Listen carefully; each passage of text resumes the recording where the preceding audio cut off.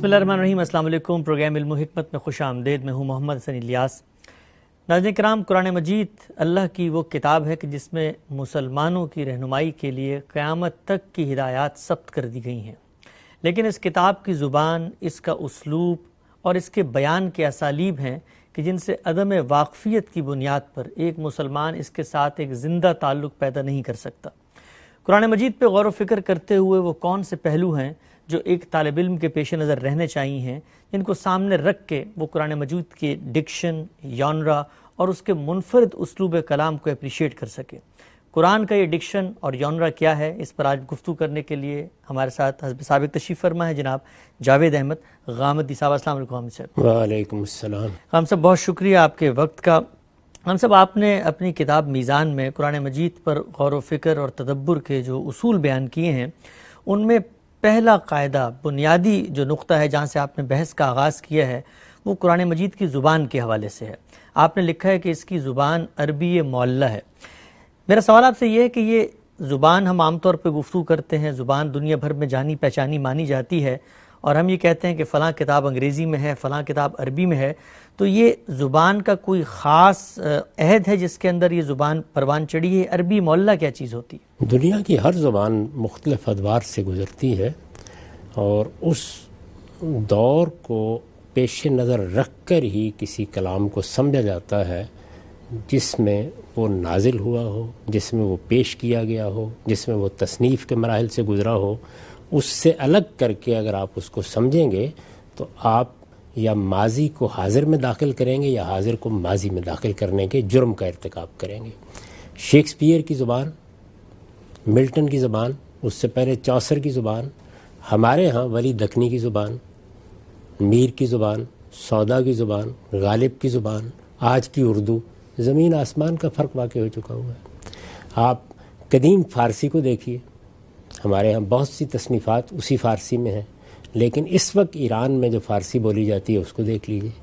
یہی صورتحال عربی زبان میں بھی ہے۔ تو جب ہم عربی معلّہ کہتے ہیں یا قریش کی زبان کہتے ہیں تو اس کا مطلب یہ ہے کہ رسالت مآب صلی اللہ علیہ وسلم کے زمانے میں جو زبان بولی جاتی تھی، قرآن مجید اس زبان میں نازل ہوا ہے، اور یہ ہمارا کوئی استنباط نہیں ہے، قرآن مجید نے یہ بات خود واضح کر دی ہے۔ یہ بھی بتا دیا ہے کہ یہ بلسانک نازل ہوا ہے، یعنی رسالت مآب صلی اللہ علیہ وسلم کی زبان میں نازل ہوا ہے۔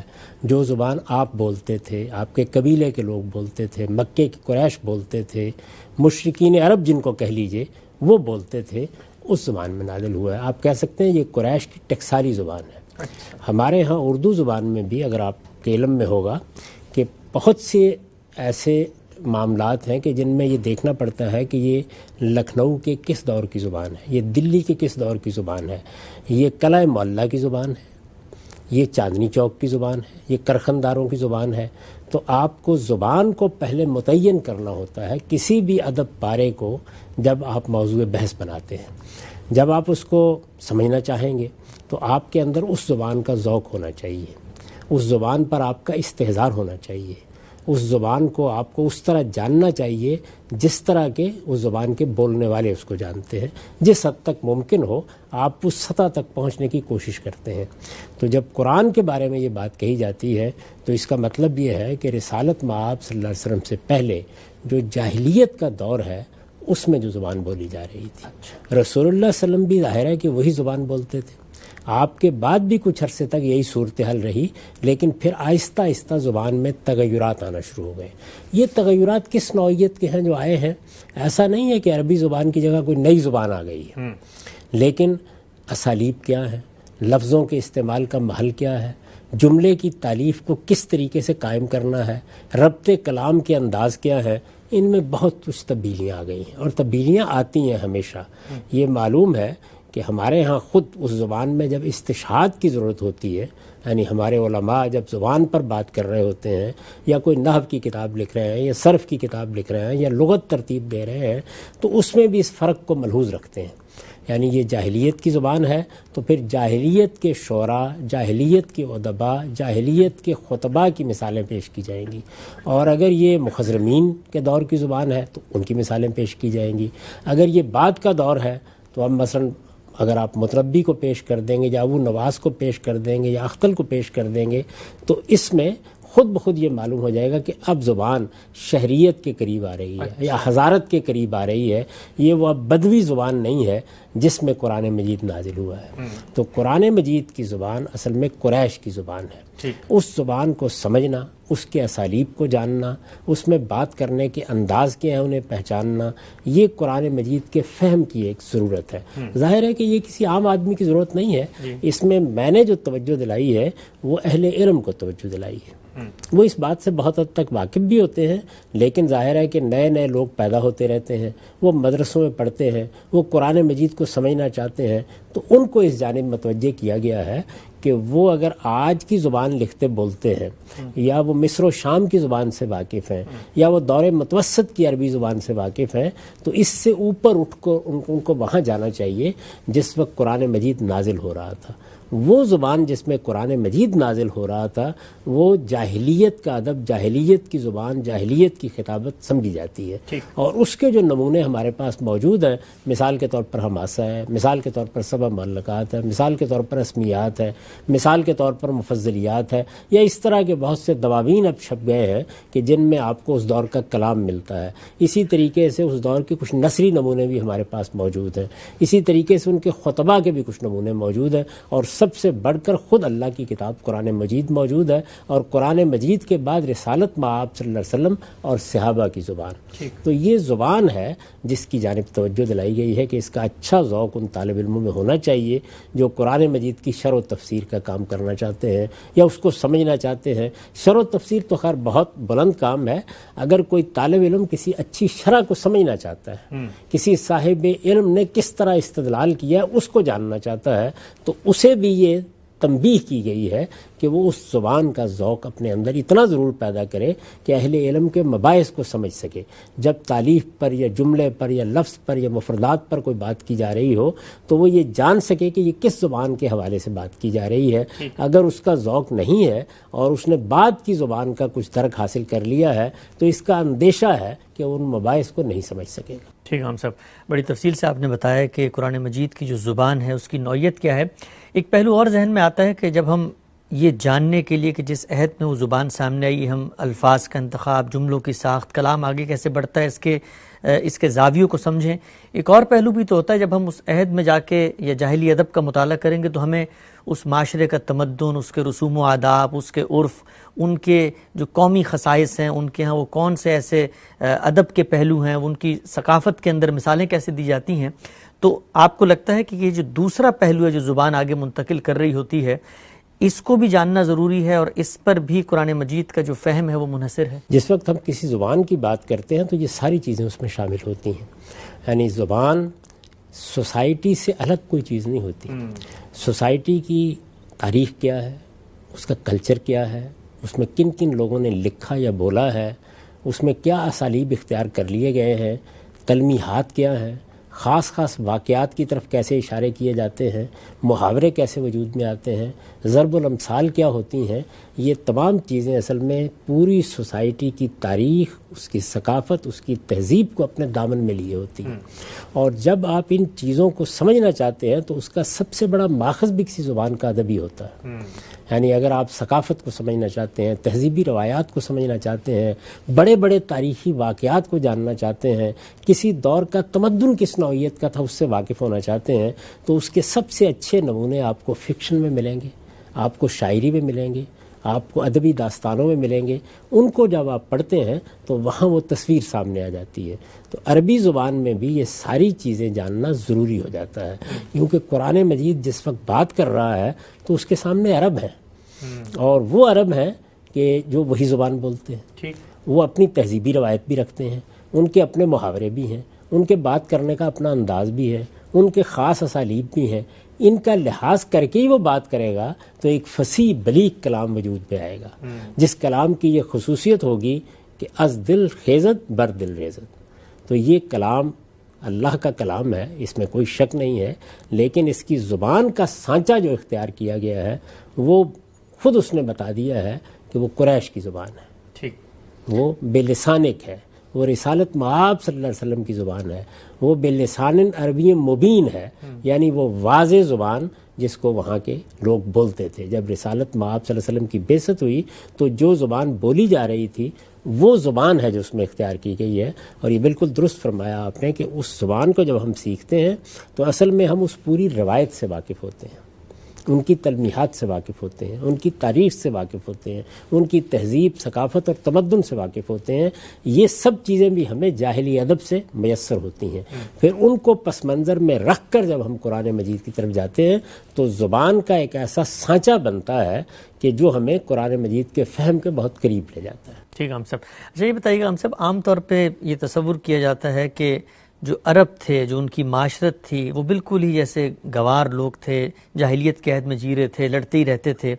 یہ جب آپ زبان کے مطالعے کی بات کرتے ہیں اور زبان کی جو روایت ہے وہ ظاہری بات ہے آپ کے اپنے رسوم آداب، آپ کی فیسٹیوٹی، آپ کے کلچرل نارمز، آپ کے جو ادب آداب ہیں آپ کے معاشرے کے اندر، خود اس چیز کا اظہار کہ آپ نے چیزوں کو کیسے بیان کرنا ہے۔ تو جب ہم یہ جاہلی ادب کی طرف جاتے ہیں تو کیا ہمیں لگتا ہے کہ عربوں کی جو کلچرل تھی یا سوسائٹی تھی وہ اس لحاظ سے بہت انرچ اور انہیرنٹ تھی؟ بڑی غیر معمولی معاشرت ہے۔ اللہ تعالیٰ نے ان کا انتخاب کیا اور اپنی آخری کتاب نازل کرنے کے لیے انتخاب کیا، اپنے آخری پیغمبر کو بھیجنے کے لیے انتخاب کیا، تو آخر کوئی بات ہے نا کہ ان کا انتخاب کیا گیا ہے۔ وہ لوگ تھے کہ جن کو بعد میں اللہ تعالیٰ نے یہ خراج تحسین پیش کیا کہ کنتم خیر امت، صحابہ کرام انہی کے اندر سے اٹھے تھے۔ وہ لوگ اپنی ایک تاریخ بھی رکھتے تھے، اپنی روایات بھی رکھتے تھے، ان کے ہاں وعدہ کیسے ایفا کرنا ہے، غیرت کے کیا اسالیب ہے، آپ نے کسی خاص موقع کے اوپر اگر کسی حق کا ساتھ دینا ہے تو اس میں کیسی صلابت ہونی چاہیے، آپ کی اپنی کلچرل روایات میں مثال کے طور پر یہی کسی کو پناہ دے دینی ہے تو اس کے لیے آپ کیا کچھ کرنے کے لیے تیار ہو جاتے ہیں۔ تو ان کی سوسائٹی دین ابراہیمی کی روایت کے ساتھ وابستہ تھی۔ وہ ابراہیم علیہ السلام کی اولاد ہے، اسماعیل علیہ السلام کی اولاد ہے، یعنی دو جلیل القدر پیغمبروں کی ہدایت وہ اپنے دامن میں لیے ہوئے ہیں۔ اس میں انحرافات پیدا ہو گئے تھے، بہت کچھ غلطیاں بھی آ گئی تھیں، بعض چیزیں بہت مسخ ہو کر بھی رہ گئی تھیں، لیکن بحیثیت مجموعی وہ اپنی ایک شاندار تاریخ رکھتے تھے۔ رسالت مآب صلی اللہ علیہ وسلم نے خود ایک موقع پر یہ فرمایا کہ خیارکم فی الاسلام خیارکم فی الجاہلیہ، اچھا، یعنی جو جاہلیت کے زمانے میں تمہارے بہترین لوگ تھے انہی کا ظہور اسلام میں بھی ہوا ہے۔ اچھا اچھا اچھا، یہ ایسا نہیں ہے کہ اسلام نے آ کے گویا نئے لوگ پیدا کر دیے، وہ لوگ وہی تھے، ان کے خصائص تھے، صرف یہ ہے کہ ان کا رخ بدل گیا، ان کا علم بدل گیا، ان کا عمل بدل گیا، ان کا خدا کے ساتھ سچا تعلق قائم ہو گیا، انہوں نے رسالت مآب صلی اللہ علیہ وسلم کی شخصیت کو محور کی حیثیت سے قبول کر لیا۔ اس سے جو تبدیلیاں آئیں وہ بڑی غیر معمولی تبدیلیاں تھیں، لیکن یہ کن لوگوں میں آئی؟ انہی بہترین انسانوں میں آئی، ٹھیک، کہ جو پہلے اگر جاہلیت میں بہترین انسان تھے تو پھر اسلام قبول کرنے کے بعد بھی خیر امت بن گئے۔ ٹھیک، ہم سب آگے بڑھتے ہیں۔ یہ بتائیے گا ہم سب کہ یہ جو آپ نے بیان کیا کہ قرآن مجید جس وقت نازل ہوا تو قرآن نے خود بتایا کہ تمہاری زبان میں نازل ہوا ہے۔ ہم مسلمان ہیں اور ہم یہ مانتے ہیں کہ یہ اللہ کا کلام ہے، اور زبان جس زبان میں نازل ہوا ہے وہ بہترین انداز میں اسی عہد کے محاورے، اسی عہد کے ڈکشن میں پیش کی گئی ہے۔ یہ بتائیے کہ وہ لوگ جو قرآن کو نہیں مانتے تھے، تسلیم نہیں کرتے تھے، کیا وہ بھی اس پہلو کا کہ یہ ایک جس کو آپ کہتے ہیں کلاسیکل زبان، اس عہد کی زبان اسی میں نازل ہوا ہے، اس زبان کی اس چیز کو بھی اپریشیٹ کرتے تھے؟ وہ اس میں کیا شبہ ہے؟ یعنی جب وہ رسالت مآب صلی اللہ علیہ وسلم کو یہ کہتے تھے کہ یہ تو کوئی شاعر ہے، تو ان کے ہاں اس زبان کا بہترین ظہور ان کی شاعری میں ہوتا تھا۔ تو ایک قریب کی چیز سامنے رکھ کر قرآن مجید کو سمجھنا چاہتے تھے، لیکن ظاہر ہے کہ پھر انہیں احساس ہوتا تھا کہ یہ شاعری تو نہیں ہے، یہ اس سے کوئی بڑی مختلف قسم کی چیز ہے۔ خود قرآن مجید نے ایک موقع پر یہ کہہ دیا کہ بال لمنہ الشعر وما ینبغی لہ، نہ ہم نے اپنے پیغمبر کو شاعری سکھائی ہے، نہ یہ اس کے لیے کوئی موزوں چیز ہے۔ یعنی یہ گویا اس بات کی دعوت تھی کہ غور کرو پیغمبر کیا بات کہہ رہا ہے، کس اسلوب میں کہہ رہا ہے۔ تو اس کے بعد پھر انہوں نے دوسرا طریقہ اختیار کیا، انہوں نے کہا یہ ساحر ہے۔ یہ ساحری کیا ہے؟ یہ وہی چیز ہے کہ ان من البیان لسحرا، یعنی بہت سے بیان ایسے ہوتے ہیں کہ جو سراسر ساحری بن جاتے ہیں، جادوگری بن جاتے ہیں۔ ہم بھی جب کسی کو خراج تحسین پیش کر دیتے ہیں تو کہتے ہیں کہ یہ تو الفاظ کا جادوگر ہے، اس کو زبان و بیان پر بے پناہ قدرت ہے۔ یہ تو جس وقت کوئی بات کہنا چاہتا ہے تو معلوم ہوتا ہے کہ الفاظ، اسالیب، محاورے، بات کرنے کے انداز، یہ سب کے سب ہاتھ باندھے کھڑے ہیں، جس کو چاہے گا اٹھائے گا اور اٹھا کر اپنا مدعا بیان کر دے گا۔ تو بالکل یہی بات وہ قرآن کے بارے میں دیکھتے تھے۔ ان کے بڑے بڑے شاعر، بڑے بڑے ادیب بالکل گنگ ہو کر رہ گئے۔ لبید کوئی معمولی شاعر نہیں ہے، یہ وہی شاعر ہے کہ جس کے ایک شعر کے اوپر یہ بیان کیا جاتا ہے کہ لوگ سجدہ ریز ہو گئے۔ اچھا، یعنی جب وہ پڑھا گیا، بہت مشہور شعر ہے، وجلس سیول وان التلول کانہا زبر تجد متونہا اقلامہا۔ تو یہ ان کا کلام تھا، یہ ان کا انداز تھا۔ جب وہ مسلمان ہوئے اور ان سے کہا گیا کہ آپ آج کل شعر نہیں کہتے، تو انہوں نے کہا بعد القرآن، اب بعد البقرہ و آل عمران، یعنی کیا میں اب قرآن مجید کے بعد شعر کہوں؟ تو قرآن مجید کے انداز، اسلوب، اس کی شاعری اور ادب کے ساتھ ایک مماثلت ہوتے ہوئے، لیکن بہرحال وہ ان سب سے بلند ایک چیز تھی جس کو وہ محسوس کرتے تھے کہ این کتاب از آسمان دیگر است، یہ تو کسی دوسری دنیا کی کتاب ہے جو ہمیں پڑھ کر سنائی جا رہی ہے۔ یعنی یہ ملتے جلتے کچھ اسالیب تو ہیں، لگتا ہے کہ یہ وہی چیز ہے۔ ظاہر زبان ان کی تھی، ادب ان کا تھا، محاورہ ان کا تھا، تہذیب ان کی، ثقافت ان کی، اسی کے رنگ تھے اس کے اندر، لیکن ان سب چیزوں کو قرآن مجید نے اتنا بلند کر دیا تھا کہ وہ بالکل حیران دیکھتے تھے اس کو کہ یہ کیا کلام ہے۔ اور میں آپ سے عرض کرتا ہوں کہ یہ تو اس دور کی بات ہے۔ اس کے بعد 14 صدیاں گزر گئی ہیں۔ 14 صدیوں میں عربی زبان کے بے پناہ ادیب پیدا ہوئے، آج بھی پیدا ہوتے ہیں، لیکن کسی ادیب کے لیے بہت بڑی بات یہ ہے کہ اس کو یہ کہا جائے کہ اس کی زبان قرآن کے قریب ہے۔ اچھا، تو قرآن مجید اس درجے میں اپریشیٹ کیا گیا ہے، اس درجے میں اس کو ادب کا ایک شہپارہ مانا گیا ہے۔ اور یہ یعنی وہ لوگ بھی کہ جو اسلام قبول کر چکے، وہ لوگ بھی کہ جو مسیحیت پر قائم ہیں، وہ لوگ بھی جو دوسرے ادیان کو ماننے والے ہیں، جس وقت وہ ادب کی حیثیت سے قرآن کو دیکھتے ہیں تو وہ ایسی بلند پایا کتاب ہے کہ آپ اس کے قریب پہنچنے یا اس کے اسلوب کے قریب پہنچنے کے لیے کوشش کریں۔ بڑے سے بڑا ادیب یہ صحیح کرے گا، وہ اپنی معراج سمجھے گا اس کو کہ اس کا کلام، اس کا انداز قرآن کے قریب ہے۔ اس وقت بھی صورتحال یہ ہے کہ ہم لوگ جب عربی زبان کی کتابیں پڑھتے ہیں، ادب کی کتابیں پڑھتے ہیں، ہم ان کے عام خطبات کو دیکھتے ہیں، جس وقت قرآن مجید پڑھا جائے یا قرآن کا حوالہ دے دیا جائے تو ایسے معلوم ہوتا ہے کہ جیسے یک بیک ہیرے کی چمک پیدا ہو گئی، ایک نئی دنیا وجود میں آ گئی ہے۔ تو قرآن مجید تو ایک بے مثال چیز ہے، اپنے ادب کے لحاظ سے، اپنی زبان کے لحاظ سے، اپنے انداز کے لحاظ سے۔ قریش کی زبان ہے، لیکن اس زبان کو خدا نے اٹھایا ہے، کائنات کے خالق نے اٹھایا ہے، اس کے بہترین اسالیب ایک بالکل نئی دنیا بنا کے ہمارے سامنے آ جاتے ہیں۔ ٹھیک ہے ہم صاحب، بہت ہی خوبصورتی سے آپ نے بیان کیا۔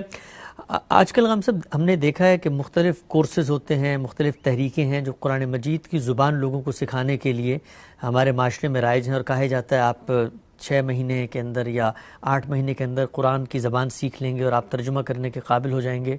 مجھے بتائیے گا کہ جب کہا جاتا ہے کہ قرآن کی زبان آپ سیکھ لیں گے، اس میں آپ گرامر سیکھتے ہیں، صرف نحو کا علم کہ یہ ناؤن ہے، پروناؤن ہے، ورب ہے، ایڈجیکٹیوز کیا ہوتے ہیں، پنچویشن کیا ہوتی ہیں، تو یہ جو ایک سطح ہے سیکھنے کی اور یہ جو دوسری چیز آپ بیان کر رہے ہیں، کتنا فرق ہے ان دونوں میں؟ یعنی اس کی ذوق آشنائی نہ ہو تو فہم تک کیسے پہنچا جا سکتا ہے؟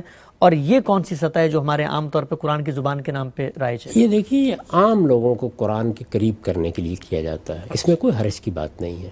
اس کا مقصد صرف یہ ہوتا ہے کہ اگر قرآن مجید پڑھا جائے یا قرآن مجید کو خود کوئی تلاوت کرے یا قرآن مجید تراویح میں سنایا جا رہا ہوتا ہے تو آپ براہ راست کچھ نہ کچھ اس کا مفہوم اخذ کر لیں۔ عام آدمی کی ضرورت بھی یہی ہوتی ہے، اور قرآن مجید کا یہ کمال بھی ہے، یعنی یہ دنیا کی کسی کتاب میں آپ کو یہ چیز نہیں ملے گی۔ کمال یہ ہے کہ وہ اپنے عمومی اسٹرکچر کے لحاظ سے دنیا کی آسان ترین کتاب ہے۔ اچھا، بہت ہی کم الفاظ یا کم مادے ہیں جن کو ترتیب دے کر اس کی ساری زبان وجود میں آ گئی ہے۔ اگر آپ مفردات کو الگ نکالیں تو بہت مختصر سی آپ کو اس کی فہرست ملے گی۔ اس کو لوگوں تک پہنچا دینا، جو جملے کا عمومی اسٹرکچر ہے دنیا کی ہر زبان میں ہوتا ہے، اس سے واقف کرا دینا، یہ عام آدمی کی ضرورت ہے۔ ہم جو بات کر رہے ہیں یا میں نے جو اپنی کتاب میں یہ ابواب باندھے ہیں، یہ اصل میں طالب علموں کے لیے، ٹھیک، یعنی وہ لوگ کہ جو آگے بڑھ کر عربی زبان سیکھتے ہیں، قرآن کی شرح و تفسیر کرنا چاہتے ہیں یا شروع کو پڑھنا چاہتے ہیں، اہل علم سے استفادہ کرنا چاہتے ہیں، قرآن سے متعلق مباحث کو جاننا چاہتے ہیں، ان کو کن چیزوں کا لحاظ رکھنا چاہیے۔ تو عام آدمی کو اگر آپ تعلیم دے رہے ہوتے ہیں تو اس میں یہ کوئی حرج کی بات نہیں، اتنی ایک عربی سکھا دینا کہ وہ قرآن مجید کو براہ راست کچھ سمجھ لے۔ کچھ سمجھ لے کا مطلب اس سے تذکیر حاصل کر لے، اس سے نصیحت حاصل کر لے۔ تذکیر اور نصیحت کے لیے قرآن بہت آسان کتاب ہے، لیکن علمی لحاظ سے قرآن کا اگر آپ مطالعہ کرنا چاہتے ہیں، اس کے لیے البتہ اس زبان کا ذوق پیدا کرنا چاہیے۔ اس میں کوئی عالم رہنمائی بھی کر دیتا ہے، یعنی اگر کہیں مشکل پیش آتی ہے تو عام آدمی کے لیے یہ طریقہ نہیں ہے کہ وہ اپنے طور پر آراء قائم کرنے لگ جائے۔ وہ قرآن کو سادہ طریقے سے پڑھے گا، سادہ طریقے سے اس سے مطلب سمجھے گا، اس سے نصیحت حاصل کرے گا، بنیادی ہدایت اس تک پہنچ جائے گی۔ یعنی قرآن کا جو اصل موضوع ہے کہ وہ انذار قیامت کر رہا ہے، وہ یہ بتا رہا ہے کہ اس عارضی دنیا کے بعد ایک نئی دنیا آنے والی ہے، اور یہ بتا رہا ہے کہ اس میں کامیابی کے لیے تمہیں اپنے آپ کو پاکیزہ بنانا ہے، اور یہ بتا رہا ہے کہ اس پاکیزگی کے لیے تمہیں کیا کرنا ہے۔ یہ باتیں قرآن مجید سے آسانی کے ساتھ ہر آدمی کو معلوم ہو جائیں گی، لیکن اگر کہیں وہ محسوس کرتا ہے کوئی ایسی بات بیان ہوئی ہے جس میں کچھ سوالات پیدا ہوتے ہیں، جس سے متعلق آدمی کو مزید آگے بڑھ کے جاننا چاہیے، تو کلام کے اسرار اور کلام کے غوامض تک پہنچنے کے لیے ظاہر ہے اسے اہل علم کی رہنمائی چاہیے ہوتی ہے۔ تو جو لوگ عام لوگوں میں سے بھی یہ رہنمائی چاہتے ہوں، انہیں جلیل القدر اہل علم ہی کی طرف رجوع کرنا چاہیے۔ البتہ اگر کوئی طالب علم اپنے آپ کو اس سطح سے اٹھانا چاہتا ہے اور وہ یہ چاہتا ہے کہ اہل علم کی بات کو ان کی تعبیر میں، ان کی اصطلاحات میں، ان کے انداز میں سمجھے، تو پھر یہ ضروری ہے کہ وہ اس چیز کا ذوق پیدا کرے، اور اس چیز کا ذوق پیدا کرنے کے لیے ایک بنیادی چیز خود انسان کے اندر ہونی چاہیے، وہ ہے ادبیات کا ذوق۔ اچھا، یعنی اگر یہ چیز نہیں ہے تو قرآن مجید ایک شہپارہ ادب ہے، پھر آپ اس کو اس طرح سے اپریشیٹ نہیں کر سکتے۔ ہدایت آپ حاصل کر لیں گے، رہنمائی حاصل کر لیں گے، دین کو آپ جان لیں گے، وہ جو پیغام لے کے آیا ہے وہ آپ تک پہنچ جائے گا، لیکن قرآن مجید نے ایک فارم اختیار کی ہے، اس سے حظ اٹھانا۔ قرآن مجید کی موسیقیت آپ نے دیکھا ہوگا کہ عام تلاوت بھی کی جائے تو کیسے کانوں میں رس گھولتا ہوا ایک کلام آپ کے پاس آتا ہے، اور کس طریقے سے وہ معلوم ہوتا ہے کہ وہ شبنم ہے جس کی بارش ہو رہی ہے، اور پھر دریاؤں کے دل جس سے دہل جائے وہ طوفان۔ یہ انداز بھی ہے۔ آخر دیکھیے نا حالی نے کیسے خراج تحسین پیش کیا کہ قرآن مجید کو، کہ وہ بجلی کا کڑکا تھا یا صوت ہادی، عرب کی زمین جس نے ساری ہلا دی۔ تو یہ پہلو تو ظاہر ہے کہ اس کی زبان کی اپریسیشن ہی سے آپ پر واضح ہوتے ہیں، لیکن عام آدمی کی یہ ضرورتیں نہیں ہوتی۔ تو یہ جو اس طرح کی صحیح کی جاتی ہے وہ عام آدمی کو قرآن مجید کے قریب لانے، مانوس کرنے کے لیے۔ پھر عام لوگوں ہی میں سے وہ لوگ نکلتے ہیں کہ جو زیادہ گہرا مطالعہ کرنا چاہتے ہیں، سچے طالب علم بن جاتے ہیں، اور انہی لوگوں میں وہ لوگ بھی ہوتے ہیں کہ جو اپنے آپ کو دین کے علم کے لیے وقف کر دیتے ہیں، دین کے علماء بنتے ہیں۔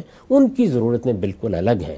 قرآن مجید کی زبان کی اس درجے کی اپریسیشن کہ آپ براہ راست اس کو اس کے غوامض اور اسرار کے ساتھ سمجھ سکیں، وہ ظاہر ہے کہ 25-30 سال کی جدوجہد سے پیدا ہوتی ہے، لیکن 7-8-9 مہینے میں آپ عام آدمی کو اس قابل ضرور کر دیتے ہیں کہ قرآن کی دعوت اور پیغام اس تک پہنچ جائے۔ ٹھیک ہے، ہم سب آگے بڑھتے ہیں۔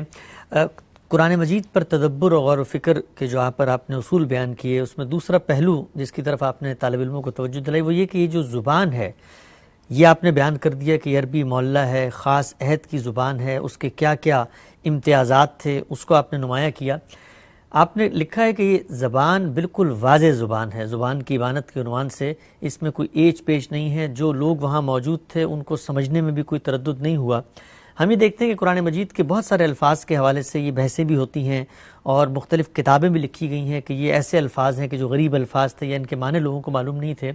تو مجھے بتائیے گا کہ اس خاص پس منظر کی جو کتاب ہے، اس میں خاص زبان کا اسلوب ہے، لیکن اس کے باوجود وہ اسلوب بالکل واضح ہے، اس کو سمجھنے میں کوئی تردد نہیں ہوتا ہے اہل علم کو۔ یہ جو زبان کی ابانت ہے، یہ بات بھی خود قرآن ہی نے بتائی ہے۔ اچھا، یعنی قرآن مجید نے جس طرح یہ بتایا ہے کہ یہ قریش کی زبان میں ہے، یہ رسول اللہ صلی اللہ علیہ وسلم کی زبان میں ہے، ہم نے پہلے حصے میں اسی پر گفتگو کی ہے۔ جی، اسی کو میں نے یہ عنوان دیا ہے کہ یہ عربی معلّہ ہے، یعنی یہ گویا قریش کی ٹکسالی زبان ہے، وہ کلاسیکی زبان ہے جس کو ہم عرب جاہلیت کی زبان کہتے ہیں۔ ٹھیک، اس زبان کا تعارف ضروری ہے، یہ پہلی بات ہے۔ یہ بات بھی قرآن نے کہی ہے۔ اچھا، یعنی آپ کس دور کی زبان سیکھنے جا رہے ہیں، تو کہا کہ یہ رسول اللہ صلی اللہ علیہ وسلم کے زمانے کی زبان ہے۔ یعنی بعد کے زمانوں میں زبان میں جو تغیرات آئے، جو تبدیلیاں آئیں، ان سے اوپر اٹھ کو آپ کو اس دور میں جانا ہوگا جب اللہ کا پیغمبر موجود تھا۔ تو اسی لیے میں نے آپ کو توجہ دلائی کہ اس دور کی شاعری، اس دور کا ادب، اس دور کے خطباء کی باتیں، اور بالکل اسی طریقے سے رسالت مآب صلی اللہ علیہ وسلم اور صحابہ کرام نے جب گفتگو کی ہے تو اس میں آپ کو اس کے بڑے خوبصورت نمونے ملتے ہیں اس زبان کے۔ یعنی ادب اور چیز ہے، زبان کا ایک سٹرکچر ہے، تو وہ اس دور کی زبان ہے۔ ابانت قرآن مجید جگہ جگہ کہتا ہے کہ یہ بلسان عربی مبین ہے، یہ مبین ہے جس سے ابانت کا مصدر استعمال کیا گیا ہے، یعنی واضح اور واضح کر دینے والی زبان۔ اس کا مطلب یہ ہے کہ کوئی اس میں کج پیچ نہیں ہے، اس میں کوئی ٹیڑھ نہیں ہے، اس میں کوئی شاذ و سلیب نہیں اختیار کیے گئے، اس میں کوئی غریب الفاظ نہیں استعمال کیے گئے، اس میں ایسے طریقے نہیں اختیار کیے گئے کہ آپ کے لیے کوئی چیستان بن گیا ہو۔ جو لوگ ہمارے ہاں کی پرانی کتابیں پڑھتے ہیں وہ یہ جانتے ہیں کہ ایک زمانہ ایسا رہا ہے جس میں الغاز کی صورت میں کتابیں لکھی جاتی تھیں۔ اسی طرح سے ایسی کتابیں لکھی جاتی تھی گویا آپ نے لغت کا ایک انبار ہے جو لوگوں کے اوپر ڈال دیا ہے۔ مثلا آپ حریری کے مقامات دیکھیے یا اور اس طرح کی چیزیں دیکھیے، تو قرآن مجید ایک بالکل زندہ زبان میں، یعنی وہ زبان جو لوگ بول رہے ہیں، صاف واضح زبان، اس میں الفاظ ہیں تو سب کے سب عربی زبان کے معروف الفاظ، اس میں اسالیب ہیں تو سب کے سب وہ اسالیب کے جو روزمرہ استعمال میں آتے ہیں، اور اس میں انداز اختیار کیا گیا ہے تو وہی انداز جو عربوں کے ذوق کا انداز ہے، تو اس لحاظ سے وہ بلسان عربی مبین ہو گیا ہے، واضح صاف زبان۔ چنانچہ کوئی ایسی تعویل کبھی قبول نہیں کرنی چاہیے کہ جس میں آپ معروف زبان سے ہٹ کر کوئی بات کریں۔ اس لیے کہ جب قرآن نے خود یہ بتا دیا ہے کہ وہ مبین عربی میں ہے، واضح عربی میں ہے، تو پھر ہر حال میں یہ کوشش کرنی چاہیے کہ آپ زبان کے معروف اسالیب کو سامنے رکھ کر ہی آیت کا مدعا سمجھیں۔ اور آپ جانتے ہیں کہ میں نے بھی قرآن مجید، پورے قرآن مجید کی تفسیر کی ہے، ترجمہ کیا ہے۔ مجھ سے پہلے میرے جلیل القدر استاذ نے قرآن مجید کی ایک بے نظیر تفسیر لکھی ہے، امام فراہی نے قرآن مجید پر بہت سا کام کیا اور زبان پر کام کیا ہے۔ اس سب کو بھی دیکھ کر آپ اندازہ کر سکتے ہیں کہ کسی جگہ ہمارے مدرسہ فکر میں ہمیں کسی شاذ اسلوب کو قبول کرنے کی ضرورت نہیں پڑی، کسی دوسری قرات کی طرف التفات کرنے کی ضرورت نہیں پڑی، کسی جگہ کوئی ایسی مشکل پیش نہیں آئی کہ جس میں معروف اسالیب سے ہٹ کر آیت کا کوئی مدعا ہم نے بیان کیا ہو۔ غلطی ہم سے بھی ہو سکتی ہے اور ظاہر ہے کہ اس کو اہل علم درست کرتے رہتے ہیں اور آنے والے دور میں توجہ دلائی جاتی رہتی ہے، لیکن قرآن مجید کے جو معروف اسالیب ہے، وہ زبان جو اس وقت بھی سب کے لیے عام فہم زبان تھی، وہ زبان جو بعد کے ادوار میں بھی تواتر کے ساتھ منتقل ہوئی ہے، اسی کو سامنے رکھ کر ہم نے قرآن مجید کی تفسیر اور اس کا ترجمہ کیا ہے۔ اور یہ بات بھی ملحوظ رہے کہ اگر کسی جگہ کوئی ایسا لفظ قرآن مجید نے استعمال کیا ہے جو کسی ایسے معنی میں تھا جس سے لوگ زیادہ مانوس نہیں ہوئے بعض کے زبانوں میں، تو اس کو اسی زبان کے اندر اس طرح رکھ دیا ہے کہ گویا خود جملے نے اٹھا کے بتا دیا کہ یہ اس مدعا کے لیے استعمال کیا گیا ہے۔ تو یہ قرآن کا خاص انداز ہے۔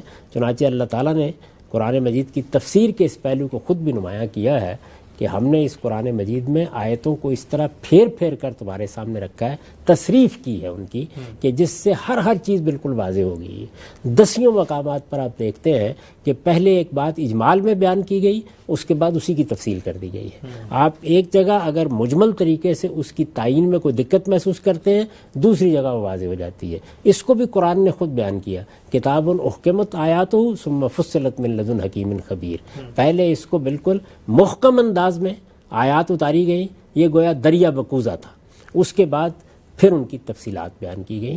تو قرآن مجید کے یہ سارے پہلو ہیں، ان کا احاطہ کسی ایک مجلس میں یا ایک گفتگو میں تو نہیں کیا جا سکتا۔ اس سے مقصود یہ ہے کہ لوگ اس جانب بھی متوجہ ہوں کہ شاذ قسم کی چیزیں، بعض روایتیں جن میں یہ بیان کیا جاتا ہے کہ دیکھیے یہ صحابہ کرام کو تو فاتر کے معنی معلوم نہیں تھے یا فلاں لفظ سے وہ واقف نہیں تھے، تو اس طرح کی کوئی چیز نہیں ہے۔ یہ عربی مبین میں نازل ہوا ہے۔ جب اس کا اپنا دعویٰ یہ ہے کہ وہ عربی مبین میں نازل ہوا ہے تو کوئی وجہ نہیں کہ اس طرح کی شاذ چیزوں کو قبول کیا جائے۔ لوگوں نے اس طرح کی روایات معلوم نہیں کہاں سے لے کے عام طور پر لوگوں کو بتا دی ہیں، ورنہ قرآن مجید کی زبان، قرآن کا ادب بالکل وہ ادب اور وہ زبان ہے کہ آپ جیسے ہی عربی زبان سے اعلیٰ سطح پر واقف ہوتے ہیں تو آپ یہ محسوس کرتے ہیں کہ اس سے بڑھ کر کوئی چیز معروف و معلوم نہیں ہو سکتی۔ ٹھیک ہے ہم صاحب، یہ جو بھی آپ نے فرمایا کہ زبان بالکل واضح ہے، خود قرآن کا دعویٰ بھی ہے، اور اس کی سب سے بڑی مثال پہلے مخاطبین ہیں کہ جو اس زبان سے واقف ہیں، اگر ان کو کوئی تردد لاحق ہوتا تو ضرور ہم تک وہ نقل بھی ہو رہا ہوتا اس طریقے سے. یہ بتائیے گا کہ اگر یہ بالکل واضح ہے، سوال ذہن میں آتا ہے، تو پھر تفسیر کرتے ہوئے مختلف جو قرآن کی آیات ہیں ان کے الفاظ کے ترجمے میں اور اس کی تفہیم میں ہمارے مفسرین کا اختلاف کیسے ہو جاتا ہے؟ یعنی اگر ایک لفظ کا معنی بالکل واضح ہے تو وہ کیسے دو مختلف جہتوں کو ترجیح دے رہے ہوتے ہیں پھر؟ اس کی وجہ تو یہ ہوتی ہے کہ خارج کی بہت سی چیزیں آ جاتی ہیں. دیکھیے، ہم جب کسی کلام کی طرف رجوع کرتے ہیں، اگر خارج میں کچھ چیزیں لے کر ہم اس کی طرف رجوع کریں گے تو یہ ساری مشکلات پیش آ جائیں گی. مثال کے طور پر آپ کے پاس روایات کا ایک پورا ذخیرہ موجود ہے، آپ نے اس سے کسی چیز کو لے لیا اور یہ سمجھا کہ یہ ہمارے پاس صحابہ کرام یا رسالت مآب صلی اللہ علیہ وسلم کی ایک بات موجود ہے، اور یہ خیال کر لیا کہ اس کو تو ہمیں اب حتمی حجت ماننا چاہیے. تو اب آپ جب قرآن مجید کی طرف رجوع کریں گے تو اس میں ظاہر تعبیرات کے اختلافات ہو جائیں گے. بالکل اسی طریقے سے جس وقت آپ قرآن مجید کی طرف رجوع کرتے ہیں اور آپ کے پس منظر میں ایک زمانے کا فلسفہ، علم کلام، صوفیانہ مباحث ہیں، تو ظاہر ہے کہ اس سے آپ کا ایک ذہن بنے گا. اور جب وہ ذہن بنے گا اور آپ اس کو لے کے جائیں گے تو اس میں بھی اس طرح کی مشکلات پیدا ہو جائیں گی. اسی طرح سے اگر آپ کا ایک ذہنی فقہی اسٹرکچر بنا ہوا ہے، ہمارے ہاں ظاہر ہے یہ سارے علوم ترتیب پا چکے ہیں، تو یہ اس وجہ سے مشکلات پیش آتی ہیں. آپ اپنے آپ کو ان سب چیزوں سے بلند کر لیں اور قرآن مجید کے سامنے سرنڈر ہونے کا فیصلہ کر لیں، پھر اس طرح کی کوئی مشکل پیش نہیں آتی. آگے بڑھتے ہیں. یہ جو قرآن مجید پہ غور و فکر کے آپ نے اصول بیان کیے، اس میں ایک بہت اہم نقطہ اور بڑا پریکٹیکل نقطہ ہے، وہ یہ کہ اس کی جو اسلوب کی انفرادیت ہے، اسلوب کی جو ندرت ہے، اس کو پہچاننا بہت ضروری ہے. اور جب تک ہم اس کے اسلوب کی انفرادیت کو نہیں پہچانتے تو ہم یہ جان نہیں سکتے کہ قرآن مجید میں بات کس پس منظر میں ہو رہی ہے، وہ بات کیا اثر رکھتی ہے اپنے اندر. سوال میرا آپ سے یہ کہ قرآن مجید کا اسلوب ہے کیا؟ یعنی ہم اپنی روزمرہ زندگی میں جب ادب کا مطالعہ کرتے ہیں تو اس میں یا شاعری ہوتی ہے یا نثر ہوتا ہے. قرآن کیا ہے اپنے یونرا کے لحاظ سے؟ قرآن مجید کو آپ کسی سانچے میں نہیں ڈال سکتے. یہ جتنے پیراہن ہم نے اختیار کر رکھے ہوئے ہیں، بس یوں سمجھ لیجئے کہ وہ ان میں سے کسی میں بھی نہیں سماتا.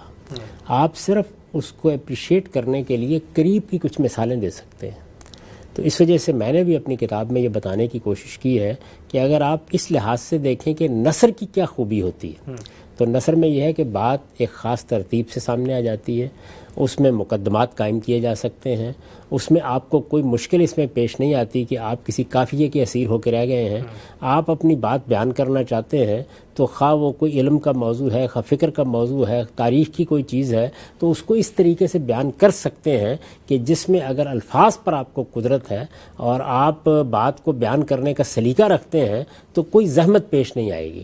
یہ نثر کی کچھ خوبیاں ہیں. لیکن ظاہر ہے نثر جب لکھی جاتی ہے تو ضروری نہیں ہے کہ اس کے اندر ایک آہنگ ہو، اس کے اندر ایک موسیقی ہو، اس کے اندر الفاظ کا ایک خاص در و بست ہو، اس کو آپ اس طرح پڑھ سکیں کہ جس سے روح وجد میں آ جائے. یہ چیز نہیں پیدا کی جا سکتی.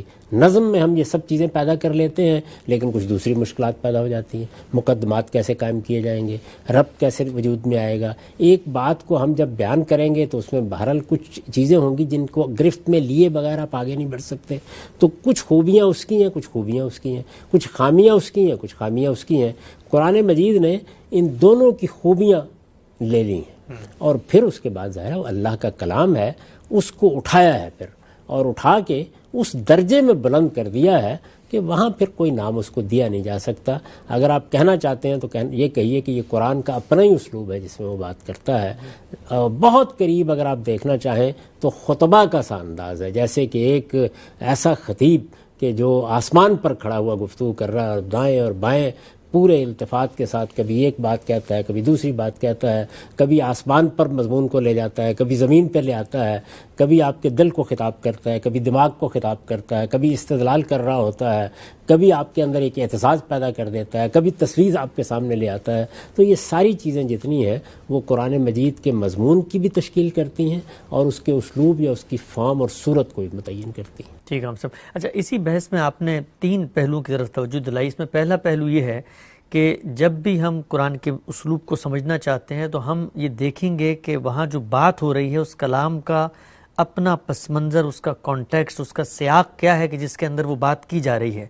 اور یہ سیاق متعین کرنے کے لیے، اس کے پس منظر کو جاننے کے لیے کہیں باہر نہیں جانا بلکہ خود کلام کے اندر ایسے قرائن رکھ دیے گئے ہیں جس سے ہم اس بات کو سمجھ سکتے ہیں. تو مجھے ذرا بتائیے گا کہ اسلوب بیان یا اسلوب کلام کو سمجھنے کے لیے جو بات جس پس منظر میں ہو رہی ہے اس کو جاننا کس قدر اہم ہوتا ہے؟ ہر لحاظ سے اہم ہوتا ہے. دیکھیے جو فطری اصول ہیں کسی کلام کو سمجھنے کے وہ یہی ہیں کہ آپ سب سے پہلے لفظ کو دیکھیں گے.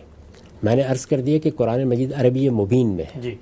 اس زبان میں ہے جو رسالت مآب صلی اللہ علیہ وسلم کی زبان تھی. تو آپ لفظ کے معنی جو اس زمانے میں تھے جن میں وہ استعمال ہوتا رہا جو ہمارے پاس تواتر سے منتقل ہوئے ہیں سب سے پہلے تو اس کا شعور پیدا کریں گے.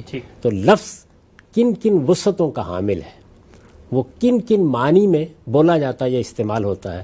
یہاں میں یہ بات عرض کر دوں کہ بالعموم لوگ یہ خیال کرتے ہیں جب عربی لغت اٹھاتے ہیں تو انہیں یہ معلوم ہوتا ہے کہ اس میں تو مادے ہوتے ہیں الفاظ کے. اس سے بعض لوگ ہمارے ہاں جو قرآن مجید پر مخلصانہ کام کرنے کے لیے آگے بڑھے ہوں گے اس غلط فہمی مبتلا ہو جائے کہ مادے کے کوئی معنی ہوتے ہیں یا لفظ کی کوئی اصل حقیقت ہوتی ہے. یہ مادے کے معنی اور لفظ کی حقیقت یہ لسانیات کی بحث ہے. یعنی اس میں یہ بتایا گیا ہے کہ عربوں نے جب یہ الفاظ استعمال کیے ہیں تو یہ بنے کس طرح ہیں, اور یہ بیان کیا ہے کہ ان کے اندر جو معنی پیدا ہوتے چلے جا رہے ہیں وہ معنی پیدا کیسے ہو رہے ہیں اور ان کے اندر قدر مشترک کیا ہوتی ہے. اس کو بیان کرنے کے لیے فقہ اللغہ کے جو مصنفین ہیں وہ آپ کو یہ بتاتے ہیں کہ لفظ کی اصل حقیقت یہ ہے. اس میں لفظ کبھی استعمال نہیں ہوتا. زبان میں اصل چیز یہ ہے کہ لفظ کس مفہوم میں استعمال ہوتا ہے, اور اس میں آپ کو ہر حال میں یہ بتانا پڑتا ہے کہ اہل زبان اس کو کس طریقے سے استعمال کرتے ہیں. اگر کوئی صفت ہے تو اس کا موصوف اہل زبان کے ہاں کیا ہوا کرتا ہے, اگر حذف ہے تو وہ کس چیز کو یہاں مقدر مانا کرتے ہیں. یہ تمام چیزیں آپ کو اس سے اسٹیبلش کرنا ہوتی ہیں. تو یہ آپ نے جان لیا. اس کے بعد جملے کی تعلیف, جملے کی جو تعلیف کی گئی ہے وہ تعلیف چونکہ معروف اسالیب پر ہے تو آپ اس کو سمجھتے ہیں. اور پھر آخری چیز کانٹیکس ہی ہوتا ہے, یعنی آپ اس کے سیاق سباق کو دیکھتے ہیں. سیاق سباق میں پھر وسعت بھی پیدا ہوتی ہے. یعنی ایک یہ کہ قریب کا سیاق و سباق کیا ہے. اگر ایک سورہ ہے مثال کے طور پر ایک چیپٹر ہے یا ایک کتاب ہے تو بحیثیت مجموعی وہ اپنا عرف تشکیل دے دیتی ہے. یعنی بہت سی تعبیریں اصطلاحات بن جاتی ہیں, ان کو سمجھنا جاننا یہ گویا اس کتاب کو اس کے پورے پس منظر میں رکھ کر دیکھنا ہے. تو یہ سب چیزیں دنیا کی ہر کتاب میں اختیار کی جاتی ہیں. ان میں کوئی نادر چیز نہیں ہے, کوئی ایسا نہیں ہے کہ یہ قرآن کے لیے ہم نے لازم کر دیا ہے. دنیا کے اعلیٰ ادب کو جب بھی آپ اپریشیٹ کرنا چاہیں گے تو آپ کو ان تمام چیزوں کا لحاظ رکھنا چاہیے. ٹھیک ہے ہم صاحب. اچھا ہم صاحب آپ نے بھی کتاب میزان ہی میں اس بات کا تذکرہ کرتے ہوئے آگے یہ توجہ دلائی ہے کہ جب بھی ہم قرآن کے اسلوب کو سمجھنا چاہتے ہیں تو یہ ناگزیر تقاضا ہے کہ ہم یہ دیکھیں کہ اس کلام جس کے مفاہیم یا مدعا کو ہم متعین کر رہے ہیں اس کا مخاطب کون ہے. یعنی قرآن مجید کے کچھ کریکٹرز ہیں, کچھ کردار ہیں جو اس میں زیر بحث ہیں. تو یہ ناگزیر ہے اس اسلوب کو سمجھنے کے لیے کہ ہم متعین کریں کہ یہ بات کس سے ہو رہی ہے. تو مجھے بتائیے گا کہ اگر یہ نہ کیا جائے تو اس سے کیا فرق پڑتا ہے. اور ایک بات عام طور پہ کہی جاتی ہے کہ قرآن مجید تو آفاقی کتاب ہے. جب آپ اس کو کسی کریکٹر کے ساتھ مخصوص کرتے ہیں تو کیا اس کی جو جس کو آپ کہتے ہیں اس کا جو امپیکٹ ہے وہ محدود نہیں ہو رہا ہوتا؟ بالکل بھی نہیں, بلکہ حقیقی امپیکٹ پیدا ہی اس وقت ہوتا ہے. اچھا. جب آپ کسی کلام کو اس کی اصل میں رکھ کے دیکھتے ہیں. یعنی جو آفاقیت ہے وہ ہمیشہ پیغام میں ہوتی ہے, وہ میسج میں ہوتی ہے. تو قرآن کا میسج آفاقی ہے, قرآن کا پیغام آفاقی ہے, قرآن کی ہدایت آفاقی ہے. قرآن مجید قیامت تک کے لیے لوگوں کی رہنمائی کر رہا ہے. لیکن قرآن مجید نے اپنی بات کو جب بیان کیا ہے تو وہ زندہ کتاب کی حیثیت سے بیان کیا ہے. یعنی وہ کیا ہے, وہ اللہ تعالیٰ کی طرف سے انذار قیامت ہے. خدا کا پیغمبر زمین پر ہے, اس کے سامنے کچھ لوگ ہیں جن کے ساتھ وہ بات کر رہا ہے. تو جب ایک سورہ کو ہم پڑھتے ہیں تو یہ متعین کرتے ہیں. اگر آپ دیکھیں تو میں نے ہر سورہ میں بلکہ دو سورتوں میں یہ بتایا ہے تعارف میں کہ یہ کس دور میں نازل ہوئی ہیں. یہ خود سورہ بتا دیتی ہے کہ وہ کس دور کی بات کر رہی ہے. یعنی وہ انذار کا دور ہے, وہ انذار عام کا دور ہے, وہ ہجرت و برات کا دور ہے, وہ اتمام حجت کا دور ہے. کون سا زمانہ ہے رسالت مآب صلی اللہ علیہ وسلم کی دعوت کا. اسی طریقے سے مخاطبین میں کون ہے, اہل کتاب ہیں, مشرکین عرب ہیں, وہ مسلمان ہیں جو رسالت مآب صلی اللہ علیہ وسلم پر ایمان لانے کے بعد آپ کی جماعت بن گئے ہیں. اس پس منظر میں گفتگو ہے. پھر خود ان کے اندر بہت سی جماعتیں بن جاتی ہیں. یعنی مشرکین عرب بحیثیت مجموعی, مشرکین عرب قریش مکہ, مشرکین عرب جو اوس و خزرج کی صورت میں خود مدینہ میں موجود تھے، تو اس طرح سے ان کی جماعتیں مختلف طریقوں سے سامنے آتی چلی جاتی ہیں. تو یہ طے کرنا ہوتا ہے کہ متکلم کون ہے. یعنی قرآن مجید میں یہ بھی بڑا کمال ہے، اللہ تعالیٰ براہ راست بات کر رہے ہیں، اللہ تعالیٰ پیغمبر کی زبان سے بات کر رہے ہیں، اللہ تعالیٰ جبریل کی زبان سے بات کر رہے ہیں. تو آپ یہ دیکھیے کہ اس میں جو متکلم ہے وہ تبدیل ہوتا چلا جاتا ہے، مخاطبین بدل گئے. یعنی ابھی اوپر بات ہو رہی تھی مشرکین سے، اس کے بعد یک بیک پیچھے کھڑے ہوئے اہل کتاب زیر بحث آ گئے، ان سے کچھ عدم التفات کیا تو مسلمانوں کی طرف رخ کر لیا.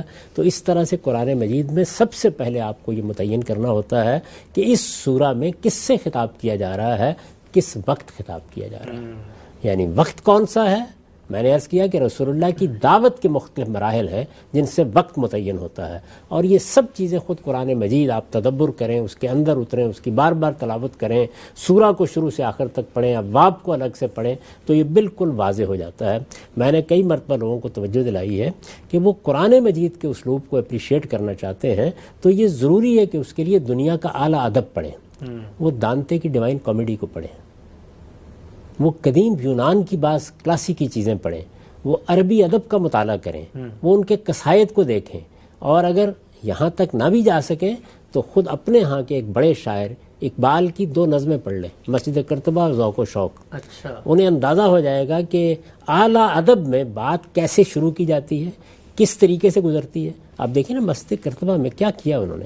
کہا جاتا ہے کہ یہ اردو ادب کا تاج محل ہے، اس میں کوئی شک نہیں، یہ بڑی بے مثال نظم ہے. یعنی سلسلہ روز و شب نقش کرے حادثات، سلسلہ روز و شب اصل حیات و ممات، اس دنیا کی، اس کائنات کی حقیقت. میں اس وقت موضوعات یا اس پر بات نہیں کر رہا کیا چیز ٹھیک ہے کیا غلط ہے، اس سے بات کو اٹھایا ہے. اس کے بعد یہ بتایا ہے کہ یہ سب کچھ ایک دن فنا ہو جانا ہے، یعنی ان میں سے کوئی چیز بھی باقی نہیں رہنی. ہاں کیا چیز باقی رہے گی؟ باقی مرد خدا کا عمل رہ جائے گا، اور مرد خدا کا عمل عشق سے صائب فروغ، عشق اصل حیات، موت ہے اس پر حرام. اور اس کے بعد نظم اپنے طریقے پر آگے بڑھتی چلی جاتی ہے، یہاں تک کہ آخر میں شاعر واد الکبیر کے کنارے کھڑا ہوا ایک خواب دیکھتا ہے، اور پھر یہ کہتا ہے کہ نقش ہے سب ناتمام خون جگر کے بغیر، نغمہ ہے سودائے خام خون جگر کے بغیر. نظم ختم ہو جاتی ہے. تو ابتدا سے انتہا تک، ظاہر ہے اس وقت یہ موقع نہیں ہے کہ پوری نظم کو آپ کے سامنے رکھا جائے. اگر لوگ اس کو اپریشیٹ کر لیں کہ اس میں مضمون کیسے شروع ہوا، کن مراحل سے گزرا، کیسے التفات ہوا اس کے اندر، کس طرح بات سے بات نکلتی چلی گئی، کس طرح سے گریز ہوا. وہ کیا ہے اس کا شعر جس میں انہوں نے بیان کیا ہے کہ یہ جو دنیا کا نظم ہے، یہ جس طرح چل رہا ہے، جس کے اندر یہ ساری چیزیں ہیں، اس میں ہر چیز فنا ہو رہی ہے. اس کی برات موت ہے، اس کا آخری انجام یہی ہونا ہے.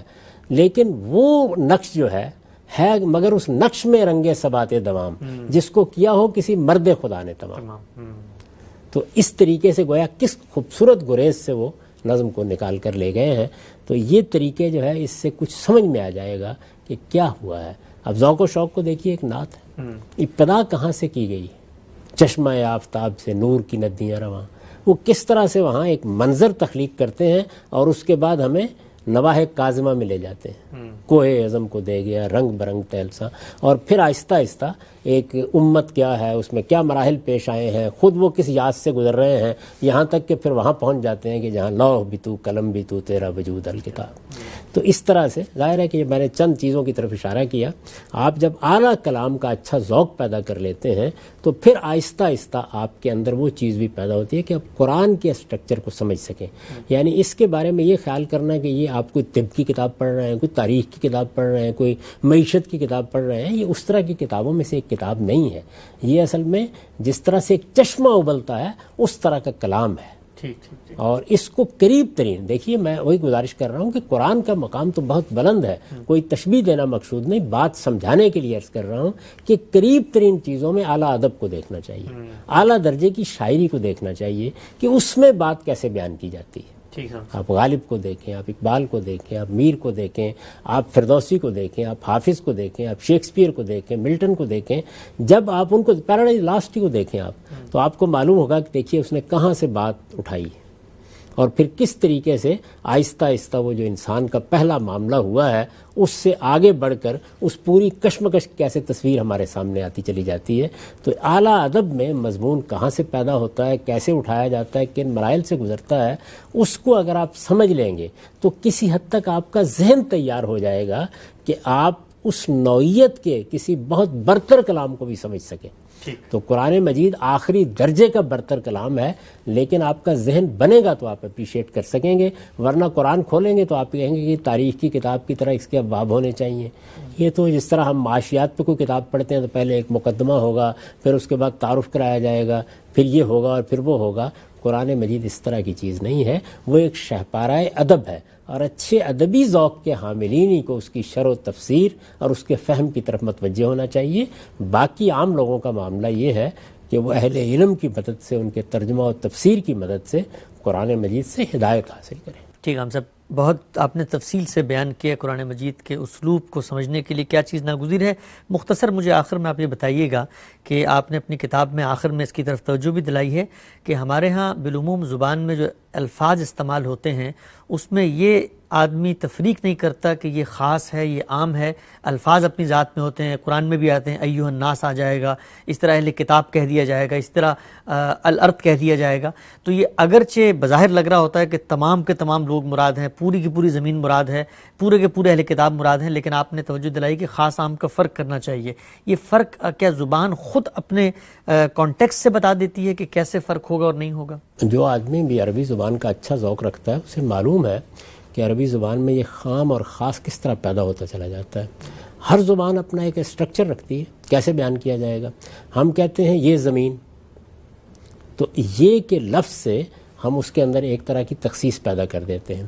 عربی زبان میں اس کے لیے الف لام کافی ہے، جیسے انگریزی زبان میں دی کافی ہو جاتا ہے بعض موقعوں کے اوپر. یہ میں نے ایک سادہ سی مثال دی عام آدمی کے لیے. آپ یہ دیکھیے کہ امام شافعی نے الرسالہ میں ایک بڑی ہی اصرار کے ساتھ بحث کی ہے قرآن عربی میں ہے. اچھا، اب یہ ظاہر آدمی خیال کرتا ہے کہ وہ کس بات کو بیان کر رہے ہیں، یعنی ہر آدمی کو معلوم ہے قرآن عربی زبان میں ہے. وہ یہ بتانا چاہتے ہیں کہ قرآن مجید میں اگر آپ اجمی ذہنی اسٹرکچر لے کر آ گئے ہیں سمجھ میں نہیں آئے گا آپ کی. اچھا، آپ کو عربیت کا ذوق پیدا کرنا چاہیے، یعنی اپنے دماغ کو، اپنے دل کو اس جگہ پہنچائیں کہ جہاں پہ قرآن مجید گفتگو کر رہا ہے. تو اس کے لیے ضروری ہے کہ آپ یہ مان کر چلیں کہ یہ آپ کی زبان میں نہیں ہے، یہ فارسی میں نہیں ہے، یہ اردو میں نہیں ہے، یہ انگریزی میں نہیں ہے. اپنی زبان کے اسٹرکچر کو توڑ دیں اور اس اسٹرکچر کو سمجھنے کی کوشش کریں جو عربیت کا ذوق رکھنے والے جانتے ہیں کہ کیا ہوتا ہے. تو اس پہ انہوں نے بڑا زور دیا، اور اس کے بعد پھر یہ بتایا کہ قرآن مجید کے عام اور خاص کا معاملہ بہت نازک ہے. یعنی آپ ایسے نہیں کر سکتے کہ کسی جگہ ناس لکھا ہوا ہے تو آپ خیال کریں ساری دنیا کے لوگ مراد ہیں، کسی جگہ عالمین لکھا ہوا ہے تو آپ خیال کریں کہ یہ تو پوری کائناتیں زیر بحث آ گئیں. مثال کے طور پر جب آپ یہ پڑھ رہے ہوتے ہیں کہ الحمدللہ رب العالمین، تو ظاہر ہے کہ آپ جتنی وسعت میں جا سکتے ہیں چلے جائیں. ساری کائنات، بلکہ کائنات اگر 1000 بھی ہیں تو وہ سب کا رب اور پروردگار ہے. لیکن جب آپ یہ پڑھ رہے ہوتے ہیں کہ بنی اسرائیل کو فضلتکم علی العالمین، تو وہاں کون عالمین ہے؟ وہاں یہ دنیا مراد ہے. اسی طرح جس وقت لوط کی قوم کے لوگ ان کے گھر میں آتے ہیں اور یہ کہتے ہیں الم ننہک عن العالمین، ہم نے باہر والوں سے تمہیں روکا نہیں تھا، تو دیکھیے العالمین کا لفظ باہر کے علاقے کے لوگوں کے لیے استعمال ہو گیا مختلف جگہوں پر. تو یہ اسالیب سمجھنا، یہ جاننا کہ کس جگہ پہ کون سا لفظ اپنے عموم میں استعمال ہوا ہے، کون سا اپنے خصوص میں استعمال ہوا ہے، یہ جب تک آپ نہیں جانیں گے تو آپ تفسیر میں غلطیاں کریں گے، حدیث کا اور قرآن کا ریلیشن سمجھنے میں غلطیاں کریں گے.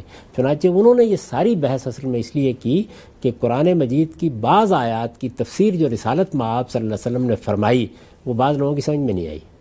تو انہوں نے بتایا کہ نہیں، یہ کلام ہی کے مضمرات ہیں جن کو اللہ کے پیغمبر نے بیان کیا ہے. یہ الگ بات ہے کہ اس میں بعض ایسے نکات بھی ہیں جن سے ہم اختلاف کرتے ہیں اور میں نے اس پر لکھا بھی ہے، لیکن بحثیت مجموعی اگر آپ دیکھیں تو یہ عربیت کے ذوق پر مبنی بڑی صحیح بات ہے جو امام صاحب کرتے ہیں. تو میں نے بھی اس جانب یہاں توجہ دلائی. ٹھیک ہے صاحب، بہت شکریہ آپ کے وقت کا. ناظرین، ہمارے پروگرام کا یہاں پہ وقت ختم ہوتا ہے. آج ہم نے بہت تفصیل سے غامدی صاحب سے جاننے کی کوشش کی کہ قرآن مجید کی زبان کی نوعیت کیا ہے، اس کے اسلوب کی انفرادیت اور ندرت کیا ہے. ایک طالب علم جب قرآن مجید پر غور و فکر کرنے کے لیے آگے بڑھتا ہے تو وہ کیا پری ریکوزٹس ہیں، وہ کیا ضروریات ہیں علم کی باب میں جس کو حاصل کرنا ناگزیر ہو جاتا ہے، اور قرآن کے اسالیب کی ذوق آشنائی ہی ہے جس پر قرآن کا درست مدعا اور فہم منحصر ہوتا ہے. ہمارے پروگرام کا یہاں پہ وقت ختم ہوتا ہے. فیڈ بیک دینا چاہیں ای میل کیجئے، مجھے یاد دیجئے. اللہ حافظ.